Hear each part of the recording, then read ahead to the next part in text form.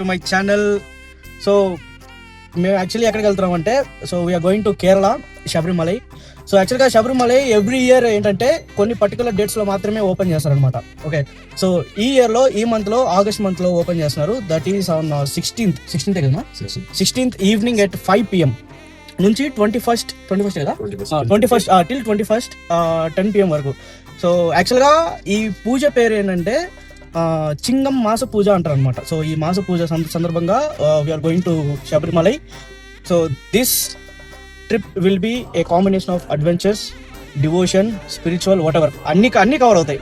So food, culture, everything will try to cover up. ప్రతి నెల ఒక వారం పాటు గుడి ఓపెన్ ఉంటది. ఓకే, మాస పూజ అంటారు దాన్ని. ప్రతి నెలకు ఒక్కొక్క పేరు ఉంటది. ఈ నెల చింగం మాస పూజ. కానీ ఈ నెల విశేషం ఏంటంటే 3 సార్లు గుడి ఓపెన్ అయింది. మొదటిది నీరపుత్తర పూజ జరిగింది, అది ఆగస్టు 1-2 తారీఖు జరిగింది. దానికి ఏం చేస్తారంటే కేరళ రైతులు తమ తొలి పంటని అయిపోయినకి అర్పిస్తారు. దాని నీరపుత్తర ఆ టైంలో భారీ వరద కారణంగా చాలా మంది వెళ్ళలేకపోయారు. కానీ ఇప్పటికీ కండిషన్ వరద కొంచెం కంట్రోల్ ఉంది కాబట్టి హోపింగ్ అయిపు మీద భారం వేసి వెళ్తున్నాము. ఇంకొకటి ఈ మాస పూజ తర్వాత ఓనం పండుగ సందర్భంగా నెక్స్ట్ వీక్ 4 రోజుల పాటు గుడి ఓపెన్ ఉంటుంది. ఓనం టైంలో కేరళ నుంచి వచ్చే యాత్రికులు ఎక్కువ ఉంటారు. సో ఈ నెలలో మాత్రం 3 సార్లు టైం మీరు టెంపుల్ వెబ్సైట్ చూస్తే తెలిసిపోతుంది ఏ డేట్ అని.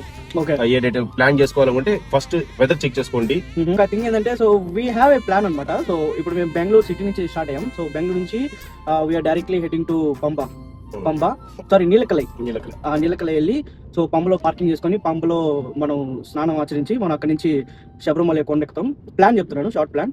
సో అక్కడ స్వామివారిని దర్శించుకొని కింద దిగేసి డైరెక్ట్లీ విల్ గో టు దర్శించుకున్న తర్వాత we will go to Ananthapadmanabha Swamy గుడి. Okay, the richest temple in India guys.